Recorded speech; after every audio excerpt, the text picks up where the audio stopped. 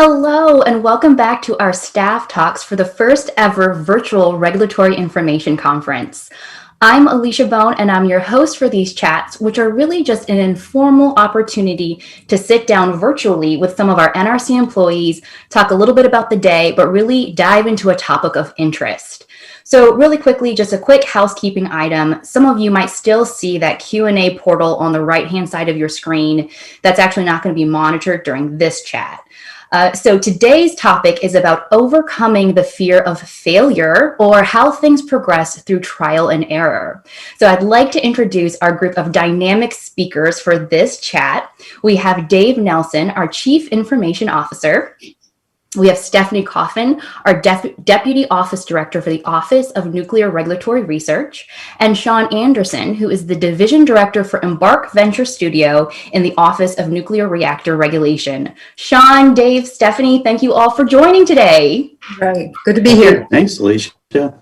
So Dave, I want to start with you, but before we formally get into our topic, I'd like to get your thoughts, right? So you're our CIO. This RIC is so much impacted by technology, obviously. How do you think it's going?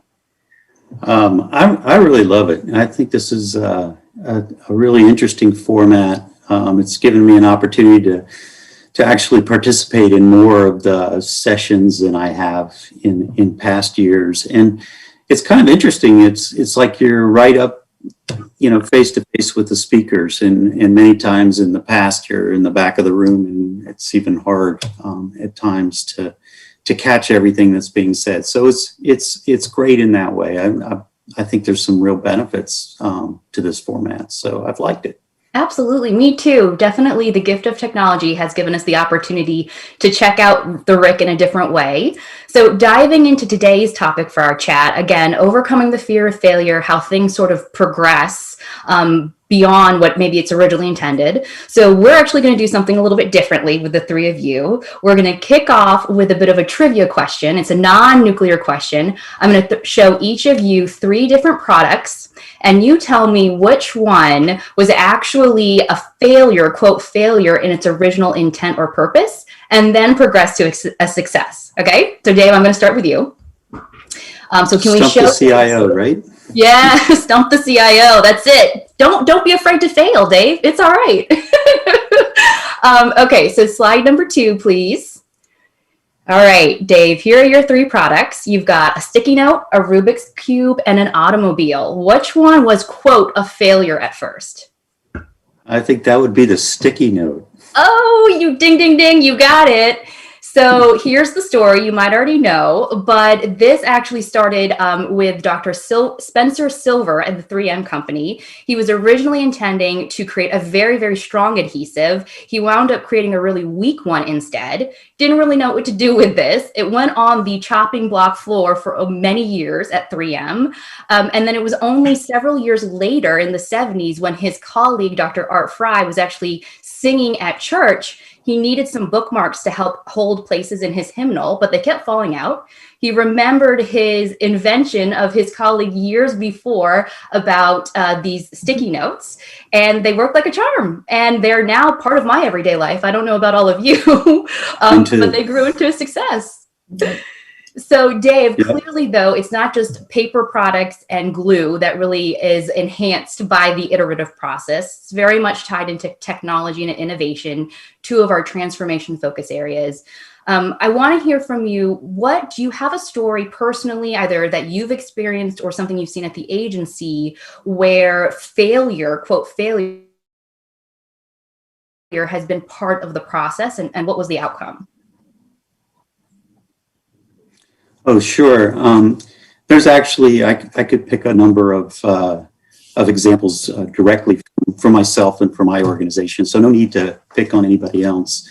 One very visible example was early in our digital transformation when we migrated from a telecom service to our voice over IP platform. In that launch, we didn't have the adequate support in place. We had some real issues, and services took much longer to restore than what we anticipated or expected.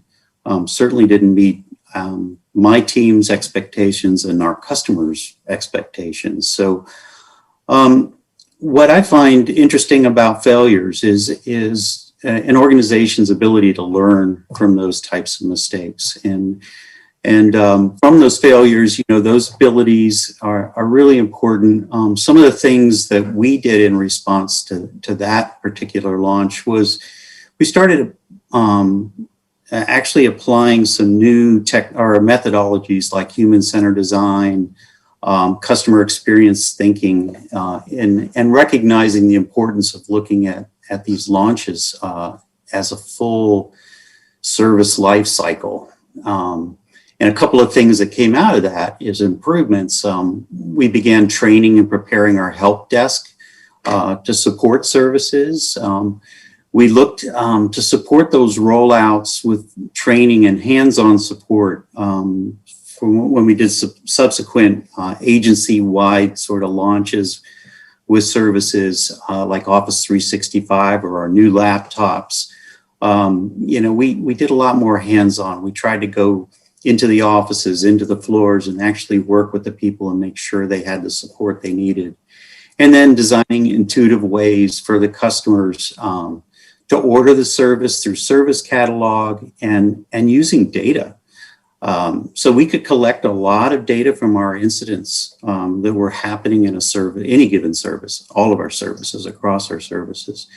And we now leverage that to really prioritize the resources that we use in support of those services. So I think all of those mistakes, those types of failures are real opportunities to learn and improve the way that we do things. Absolutely, Dave. You talked so much about the learning process, and I have to say we've talked about it time and time again, particularly this last year. All the work that you and your team have done have been so pivotal in helping us meet our mission during the past year during COVID-19. It's really been incredible, everything that you and your team have done to keep us afloat. So we can't thank you enough. So I do want to come back to you. I have some more technology questions for you, but I want to move over to Stephanie Coffin. Stephanie, you are not only the Deputy Office Director for Research, you're also the champion for innovation at the NRC. So I want to get into your perspective on this topic, but we got to give you your trivia question. Can we pull up slide 3 for Stephanie? There we go. All right. So your 3 products, which one was, quote, a failure at first? A soda pop, bubble wrap, or a gaming system? Am I supposed to be visually seeing something? So if you look in the left corner, there's the picture of the 3 products. But if you can visualize what the 3 products I'm telling you are, there's the soda, like think about soda pop, and bubble wrap, or like a PlayStation gaming system. Which one was a failure at first? I'll say the bubble wrap. You got it. I don't know if that was a wild guess or you know the story. Wild guess.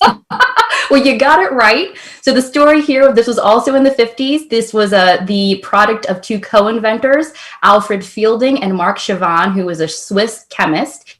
They were actually looking to make textured wallpaper. They thought that was going to be in vogue at the time. So they took 2 plastic shower curtains, put it through a heating device. They were very disappointed when it came out with little bubbles on the inside. They didn't know what to do with it.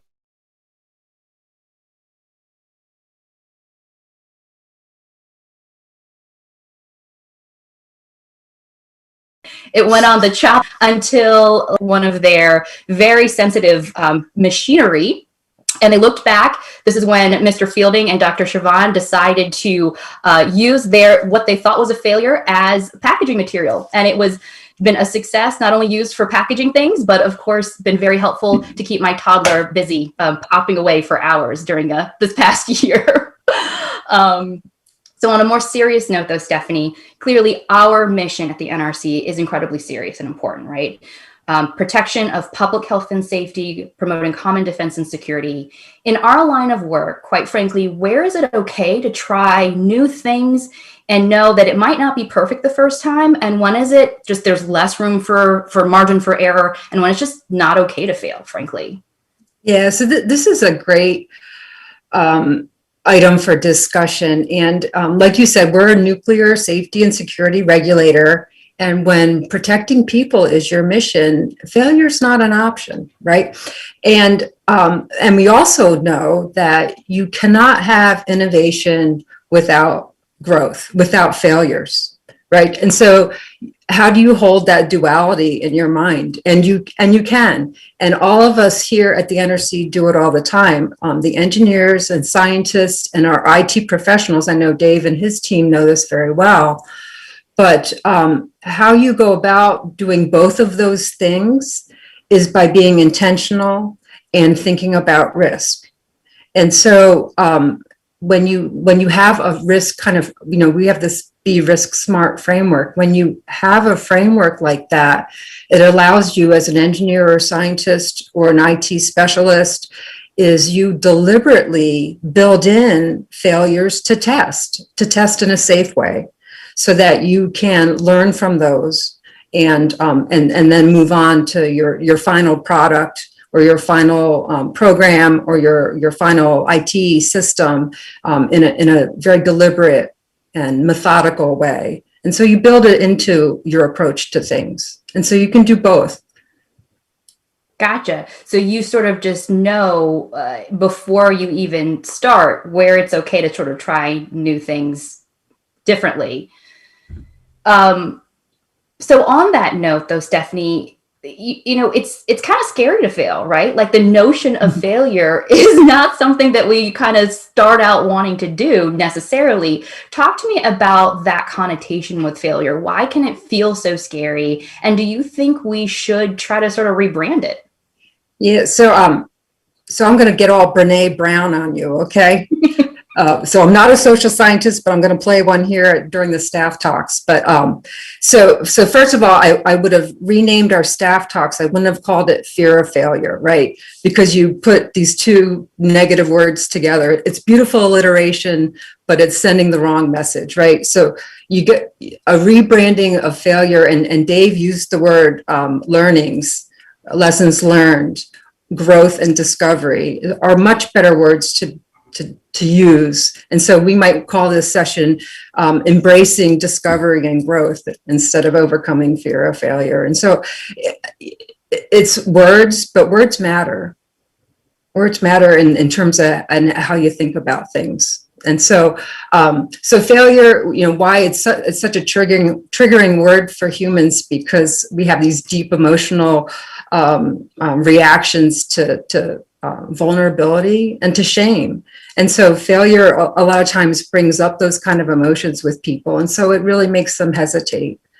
And so the more you talk about it and make it and normalize it and make it safe to fail, we'll do better and better at increasing, enhancing our mindset and how we go about approaching innovation and transformation at the NRC. Absolutely. So beautifully said, Stephanie. And I will adopt and try to use those words, opportunities to embrace growth and learnings. Exactly.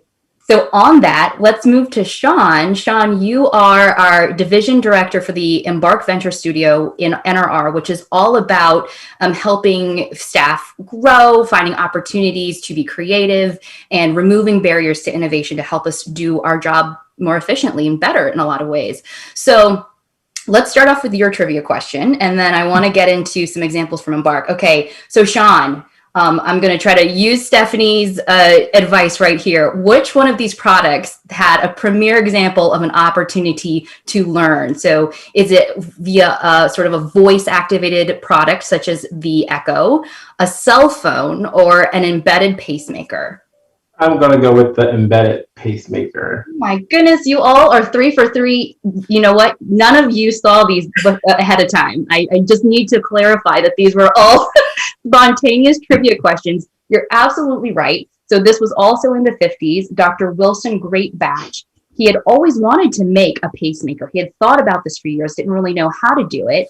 He, in fact, was trying to make something else entirely. He wanted a device that would record a heartbeat. So he was creating an oscillator, accidentally put in the wrong transistor, would you believe it?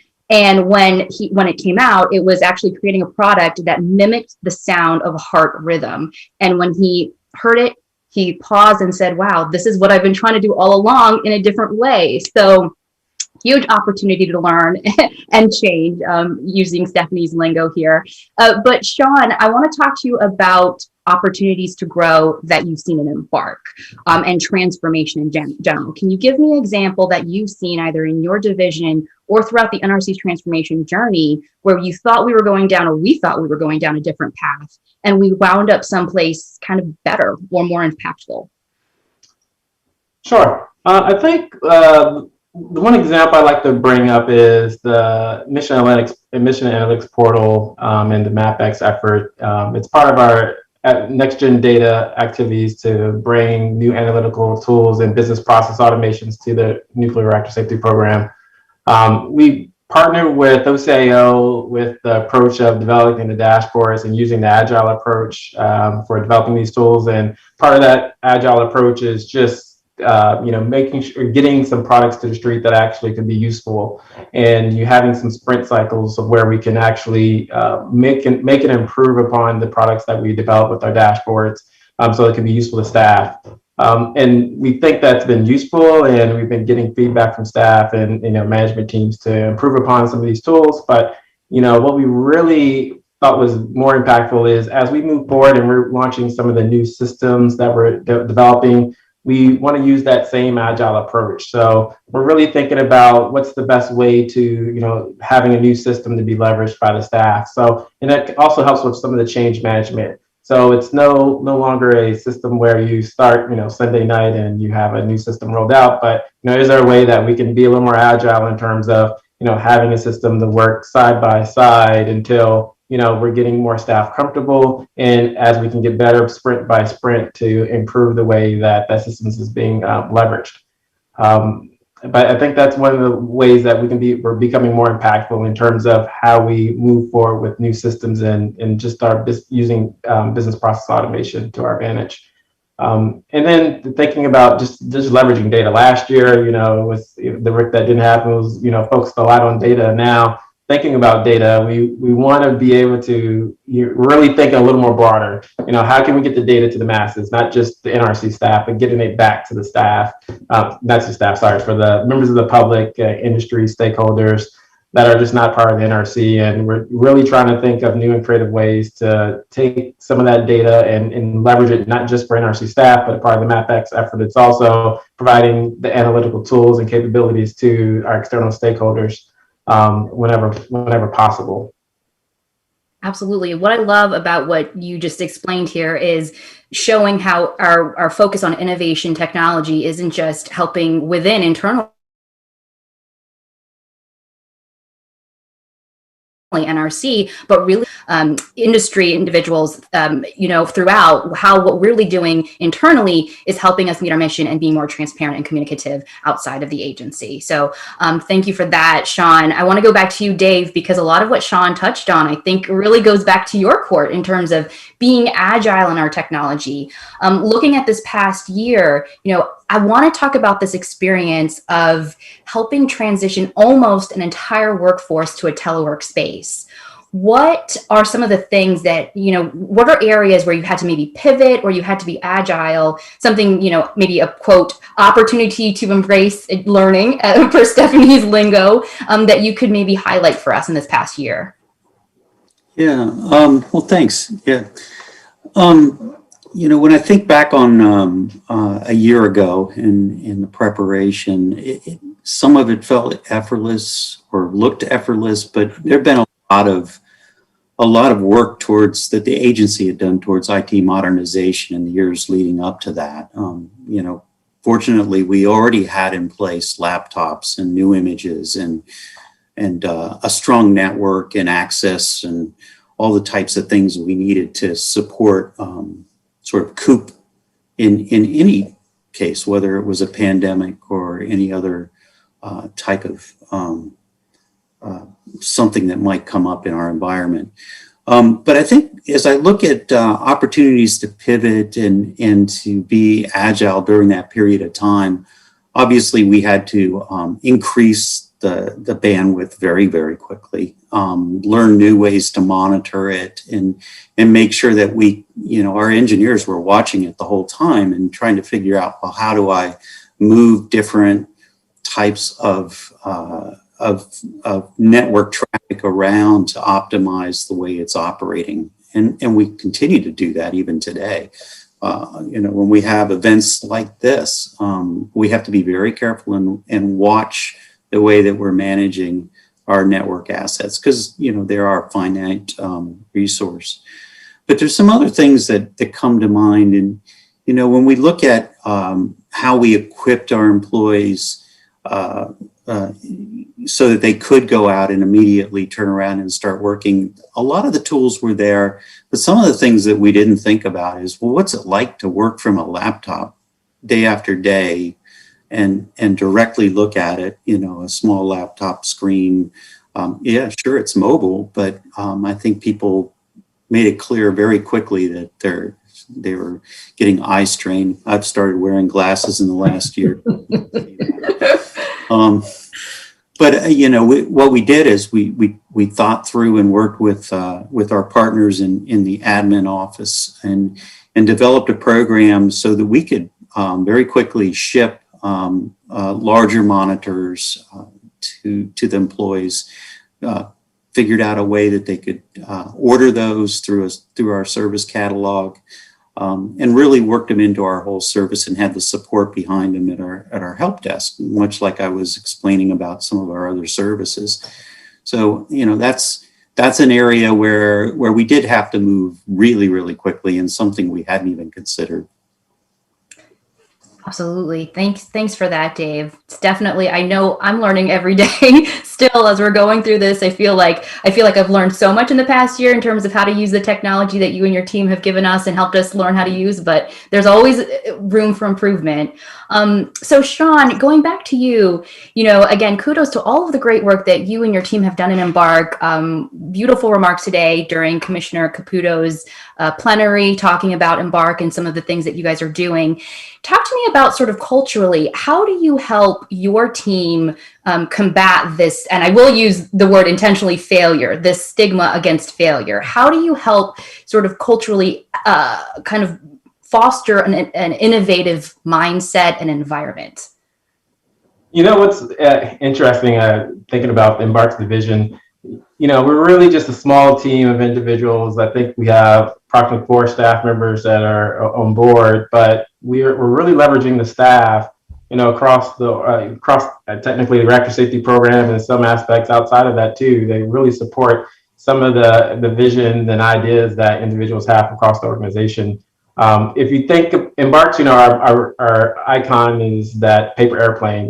We're not looking for perfection. Everyone has different ideas, and it's typically that one paper airplane that you didn't think would fly is one of the best things ever. And we're really trying to leverage some of our pitch meetings that we have to encourage staff to come together, discuss current activities, and asking for help and support. And I think that's one of the biggest things is getting staff to come to the table, really talk about, hey, what are some of the ideas that they have? What are some of the challenges that they have on moving the ideas forward, and trying to leverage, hey, different ideas and platforms such as the idea scale that we have as part of our agency, and just leveraging that for Innovate NRC 2.0. Those are definitely different services and products that we can do and leverage to help individual staff to really move their ideas forward. But the culture that we really try to instill is, hey, it's okay to innovate, it's okay to fail. The one thing that we want to do is at least get your idea out there and try to share and communicate, if the idea is going to be, if it's plausible or not, or if we can actually move with the idea. Absolutely, Shaun. And, this really tees it up so nicely to come back to Stephanie, because again, Stephanie, you are the champion for the Innovate NRC 2.0 initiative at the NRC, which has really helped provide this cross-discipline, breaking down hierarchical and geographical barriers platform to share innovation within the NRC. So a little bit the same question for you. Within both your job as the champion for innovation, but also as the deputy office director for research, how can you encourage this culture, this mindset of trying new things, not being afraid to not get it perfect the first time?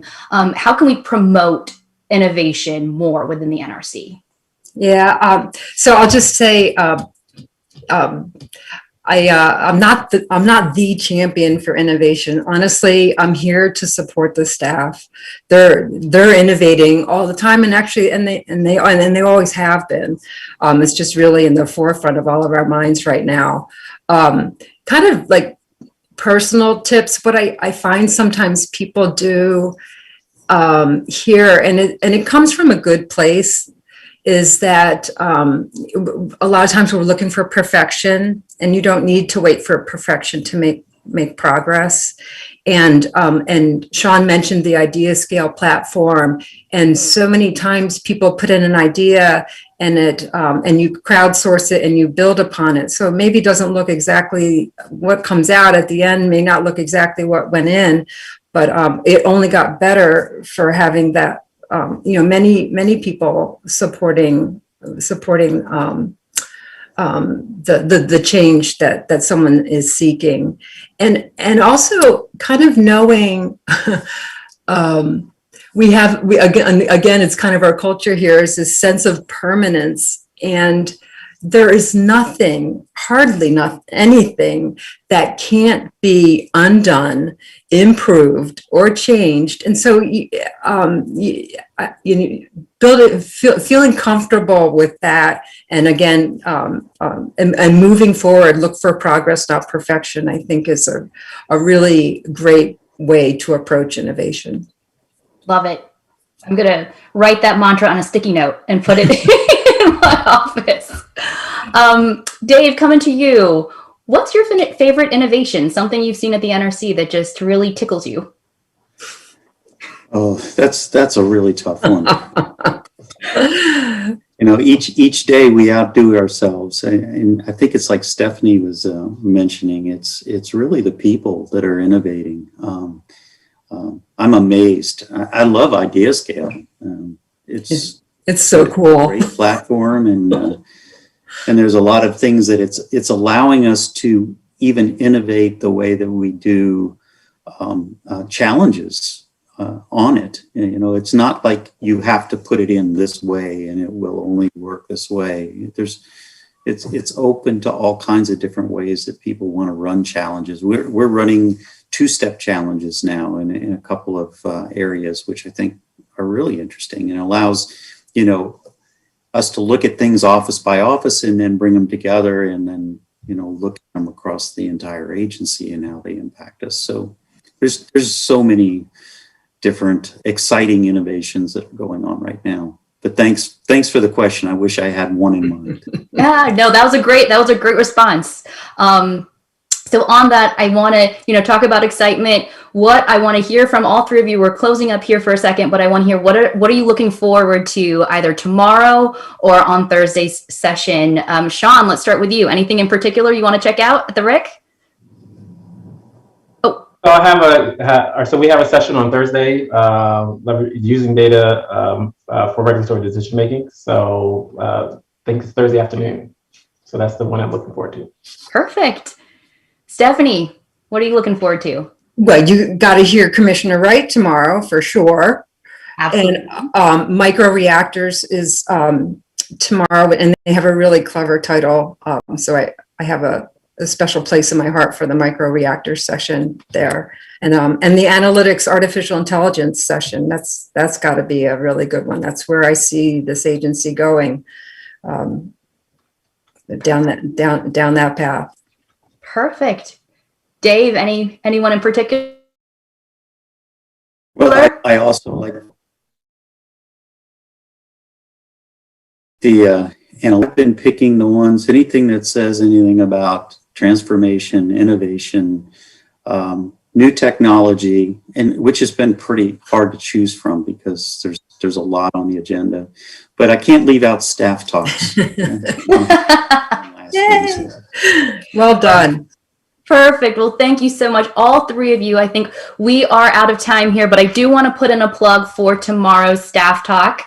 As Dave mentioned, if we can show that, thank you. So tomorrow's final staff talk will be about our workforce's commitment to the mission. So we will have 3 guest speakers who will talk about critical times and their experience, not only for the NRC, but in the history of the world. So we have Vanna Ordez, who will be talking about her experience post 9/11, Kirk Fogarty, who will be talking about his experience after the accident at Fukushima Daiichi, and Jasmine Gilliam, who will talk about her experience currently now as a physical security inspector during the COVID-19 pandemic. So please do join for that, including a full day of technical sessions and exhibit watching for the RIC. Thank you so much, you 3, for coming, not being afraid to join in on this staff talk. And thank you all for listening and being part of another fun day at the RIC. Have a wonderful afternoon, evening, or rest of your day. Thank you, Alysia. You're a great hostess. Yes, thank you, Alysia. Thanks, Alysia.